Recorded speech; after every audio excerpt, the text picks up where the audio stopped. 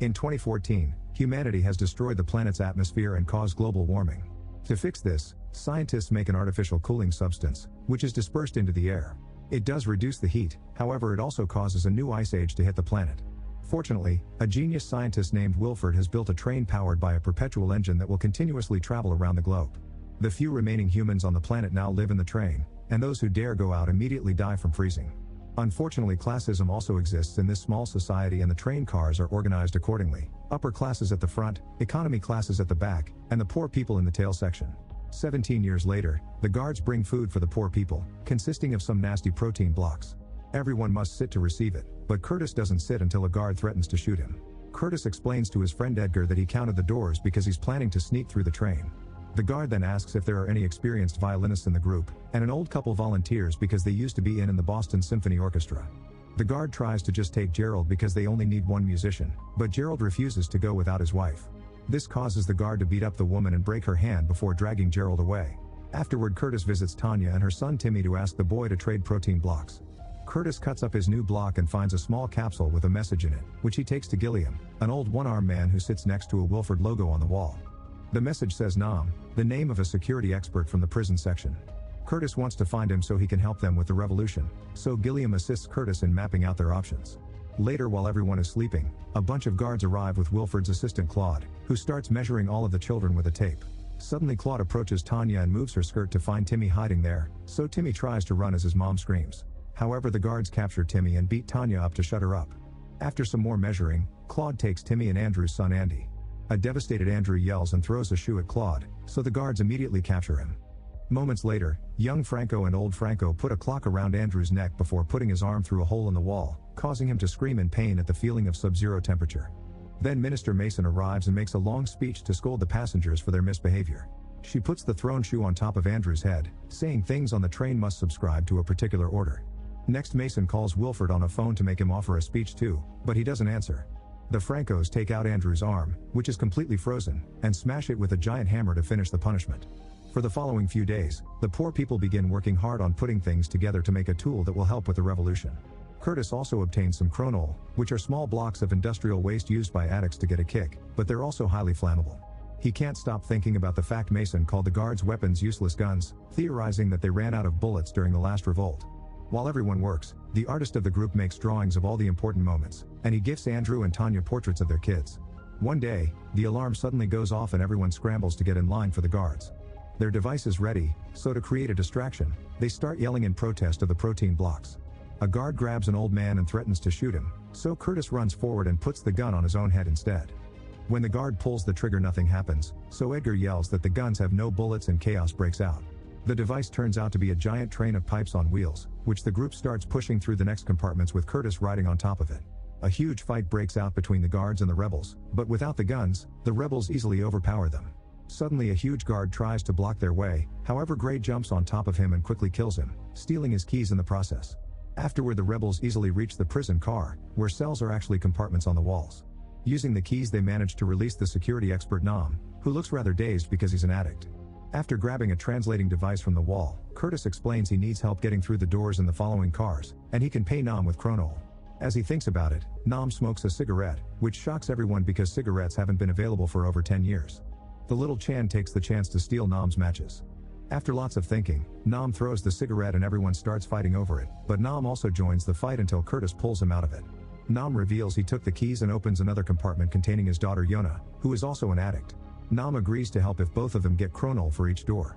Cutis accepts the deal, so Nam starts working on the door's wires. After Yona announces there's no one on the other side, Nam opens the door and the group confirms it's empty.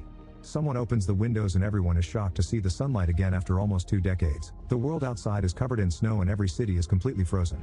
Then Nam begins working on the next door and Yona says he's running right before it opens. The group is surprised to see Paul, a previous member of their group who is now jumping around like a maniac. He didn't used to be like that, so they look around and notice these are the machines that make the protein blocks. Paul was brought here to make the blocks alone, which has driven him crazy. Curtis looks inside a machine, only to be horrified to discover that the ingredients for making the protein blocks are cockroaches.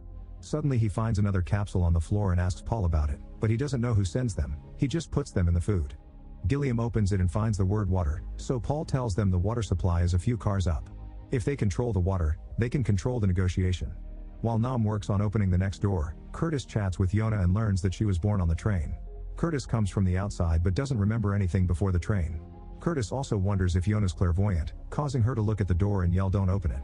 Unfortunately, it's too late. The door opens and reveals a room full of masked men armed with axes. As a threat, they hold up a fish and gut it.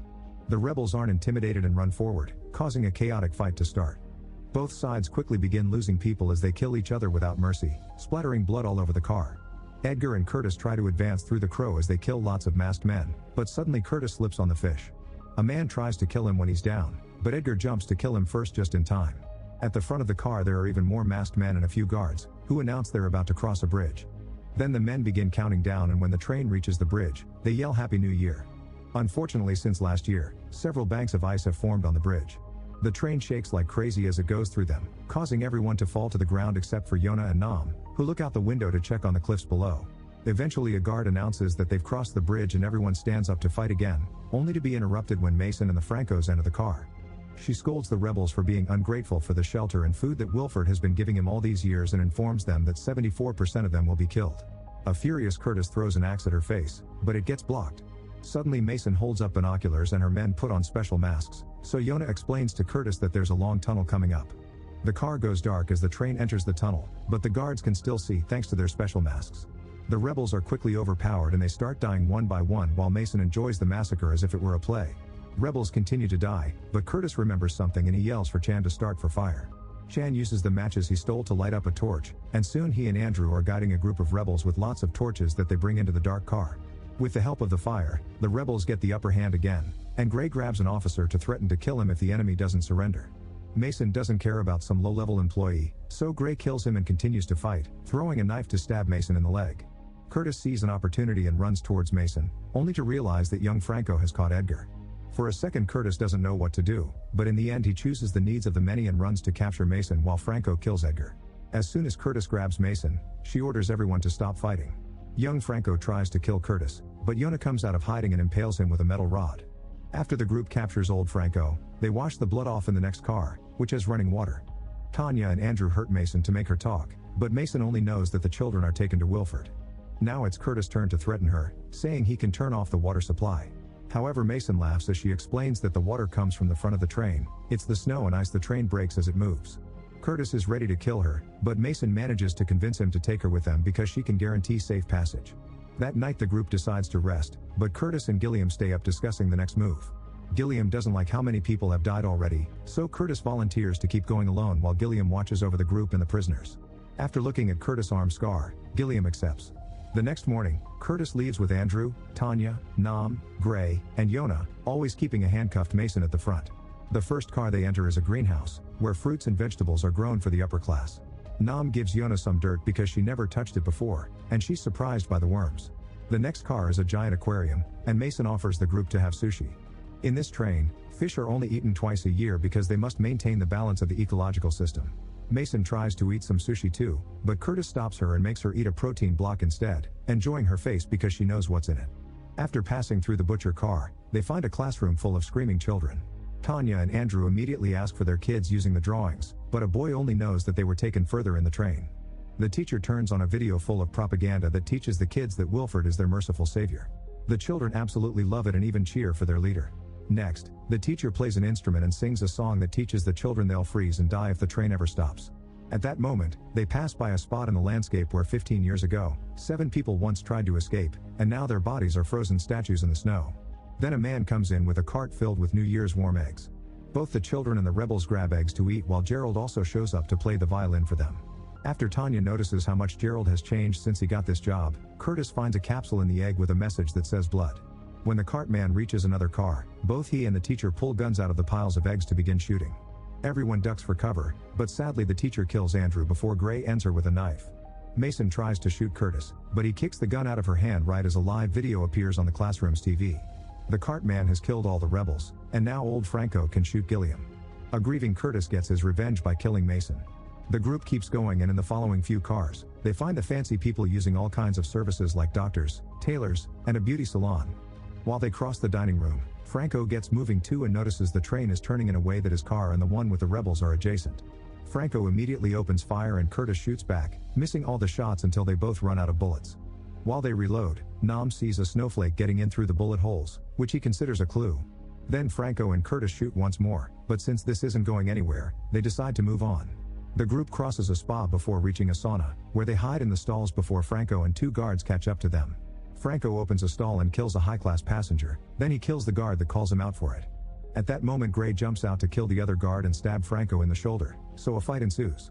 As the 2 men struggle, Curtis comes out to shoot Franco, but he can't aim without hurting Gray. When Franco knocks Gray out, Curtis finally shoots, but Franco shoots back and hurts Curtis' arm. Tanya tries to attack Franco too, but he just shoots her down. Next Curtis starts fighting Franco hand to hand, and after lots of struggle, Franco knocks Curtis out. Then Franco tries to stab Curtis, only to be stopped by Gray. This time Franco overpowers him quickly and stabs him in the chest, killing him.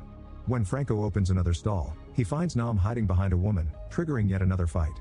As Nam pushes Franco down and begins strangling him, Yona comes out and grabs the knife to kill him. However, Nam doesn't want her to kill and makes him drop the knife, which is grabbed by an awakening Curtis to stab Franco in the side. Afterward, Curtis rushes to check on Tanya, who asks to see Timmy's drawing one last time before dying. The group keeps moving and they cross a car hosting a loud party full of alcohol and decadence, followed by a car with pits filled with addicts. Nam and Yona use this chance to steal some furs and alcohol. Next they go through a computer car, and after crossing a bridge, they finally make it to Wilford's vault door. While Yona passes out because she drank too much, Curtis tells Nam to open the door. Nam asks for more Kronol, causing Curtis to lose his mind and begin beating on the door. Nam fights him to calm him down, then gives him the last cigarette on Earth, which Curtis enjoys while sharing his story. During the first days on the train, the poor people had to eat the weak and babies tasted the best. Curtis killed a mother and almost killed baby Edgar too, but Gilliam came through and offered his arm instead. Soon everyone started to copy him, but Curtis has a scar on his arm because he tried and couldn't do it. A few days after that, the guards started to come with the protein blocks. In return, Nam confesses that he's been stocking up on Kronol because it's flammable, so he's made a bomb to blow up the door to the outside. For the last decade on every new year, Nam looked outside and saw signs that the ice is thawing, so he thinks they could escape and survive. Suddenly the door opens and Claude comes out to shoot Nam and take his Kronol bomb before telling Curtis that Wilford has invited him to dinner. Curtis comes inside and finally meets Wilford, who explains Curtis is the first person to have walked the total length of this train because he's never been to the back. Then Wilford talks about the importance of ecological balance, but since natural selection would have taken too long, years ago he made a plan. It turns out he and Gilliam have been working together all along and they designed fake revolutions that brought the population down. Curtis should have lost a few cars back, but he got lucky, so to fix the balance, Wilford calls the egg guy and orders him to kill all the remaining poor people in the back but to spare 18 to celebrate their 18th year. The sound of screams and gunshots comes through the phone, and Curtis realizes the logo Gilliam sat next to was his own private phone. Meanwhile, Franco wakes up in the sauna and simply pulls out the knife.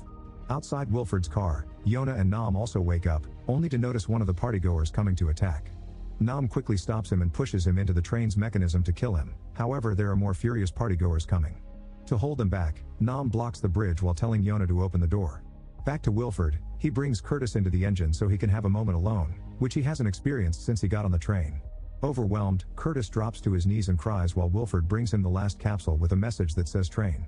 Wilford wants Curtis to take his place as leader, saying it's what Gilliam wanted too. Outside, Franco starts making his way through the partygoer crowd at the same time Yona finally opens the door. Claude comes out to investigate, but Yona kills her and takes her gun, firing it at Franco until she runs out of bullets.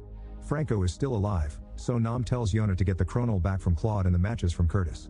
Yona runs inside and holds her hand out, but Curtis is under Wilford's manipulation and pushes her away.